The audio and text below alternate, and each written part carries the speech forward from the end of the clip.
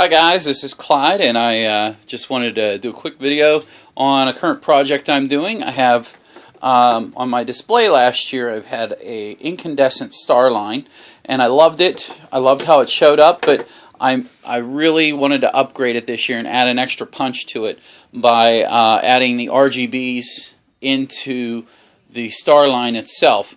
Now, what you're looking at here is just some standard RGB pixels. These are WS2811s, and they are being run right now using the SanDevices E682.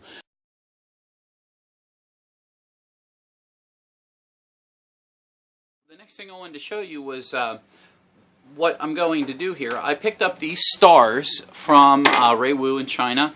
I don't remember how much I paid. They were probably like $2 a piece, and they come with the cover, and they have screws. There's 5 screws that connect the cover.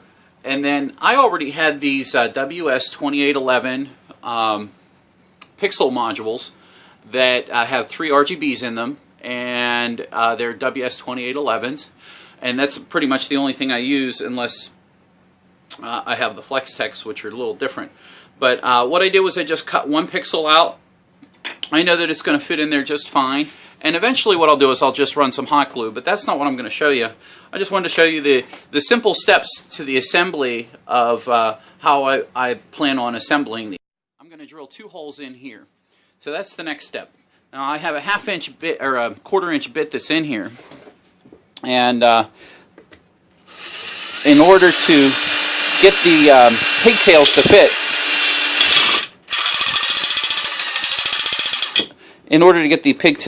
I have to ream it out a little bit. So I'll just wiggle back and forth, and then I'll start my next hole. There you can see I've got my 2 wires inside there. And next we're going to start doing some tinning. So I have my soldering iron. This is my cheap $3 soldering iron I got off of MCM Electronics. So here I am. I've got pretty much I'm ready. I've got my soldering iron. I'm going to tin the end of the soldering iron. I'm going to go back over here and clean my tip and add a little bit more solder to it. And I'm going to hold from the back side and heat up the back side, and then I'm going to push the solder onto it from the front. And it's pretty simple.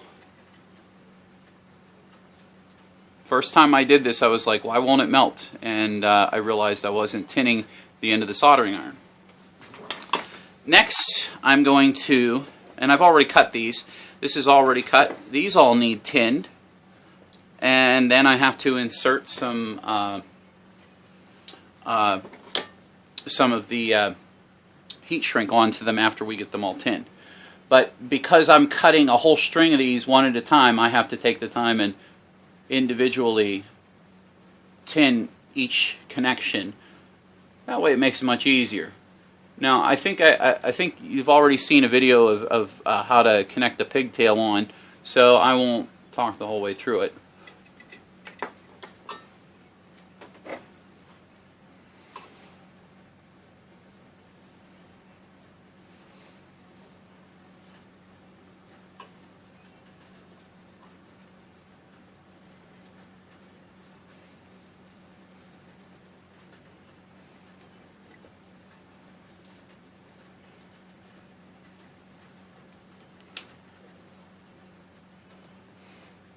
Alright, so we split these apart a little bit, and I'm going to look at my board here.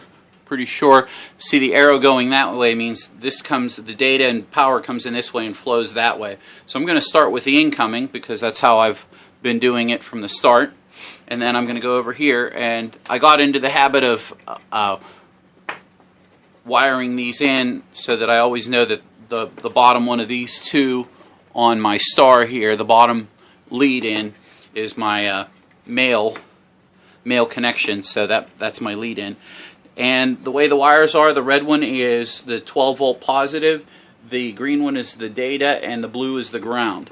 Now in my wiring configuration out of the E682, and how I do all of them is that since Ray's since Ray's color wires may change the order in the pin, I don't really go by that. So what I do is I use a multimeter and I test the pigtails to make sure that the pins match up here. The pins match up correctly with the outputs. And in this case they do. The yellow is my data, the blue is my 12 volt, and the brown is my ground. So what I'm going to do is I'm just going to go through and solder these together. After I get them soldered together, I'm going to test it and make sure that it works, and then I'll heat shrink it together.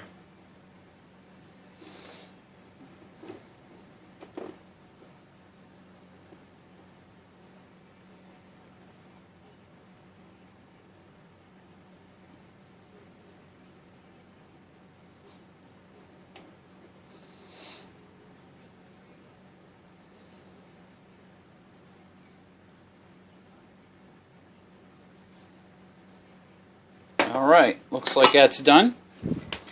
And now I'll just take my male connection,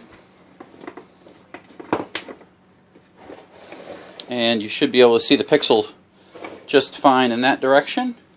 I'm going to reach behind me and I'm going to grab the string of pixels, the string of stars, and connect it off, because there's one male and one female in each of these.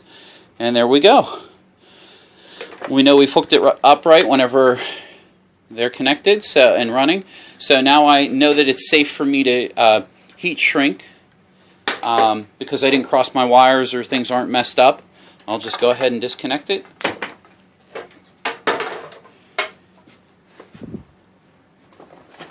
Reach over here for my heat gun. Tangled mess.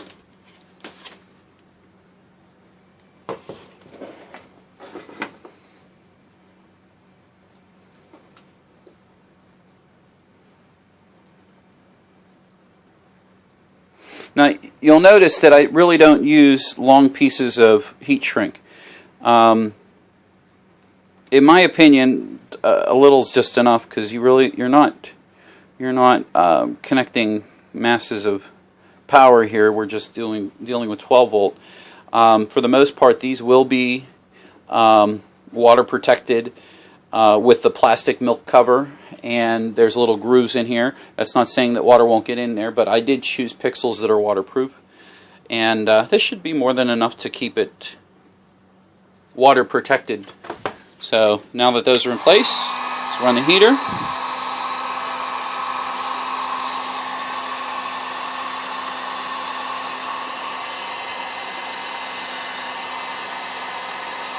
And that's guys, it. And we're back, and I went ahead and I did all of the long hard work of soldering the pixels to the pigtails after running them all through. So you saw that in the last step. Now there's a couple things I will do to these. I will start on the bottom here, and I'll just put a nice liberal amount of hot glue on there. It really won't take much to seal this down. And then I'll take the pixel and I'll put it right in the middle, and I'll push down on it, and that's pretty much it. I mean, it's not very hard. The other thing I'm going to do after I get all of the pixels glued into place is I'm going to go ahead and put a zip tie connecting these two wires together, and zip tie them. That way they won't pull out of here. Now these are already pretty tight. Some of them are looser than others, but some are pretty tight.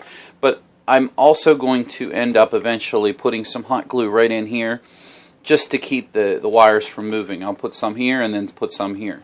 So that'll actually keep the pixels right in place. Now you can see I have the wires sticking up. What I did was there's this little kind of tension relief here and a tension little, I don't know, like a little stand or whatever, something to screw onto, and I just moved that out of the way, and that'll be the next step. That'll keep these out of the way, is pulling them through.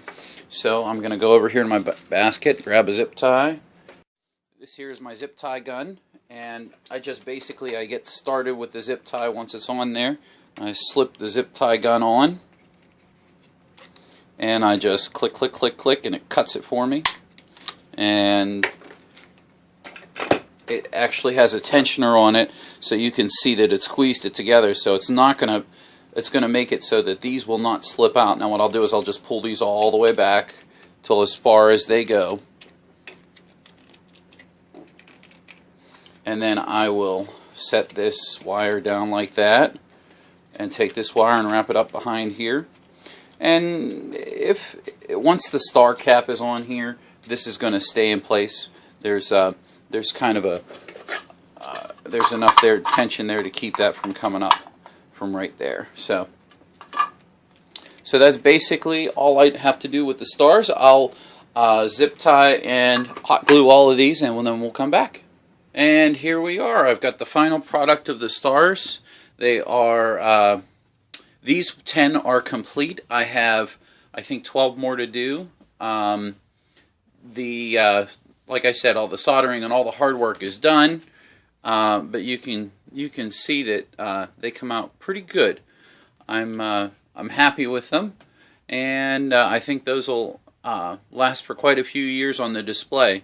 I only plan on using 20 of them, but I have 24 stars, so I'm going to be able to just disconnect them, take them out, replace them with a new one if one goes down, and that way if I have any trouble, I'm not my show doesn't go down. I just make the change right in the middle of the display, and it's not going to hurt anything. So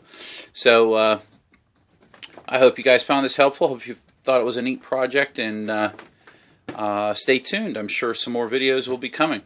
Take care.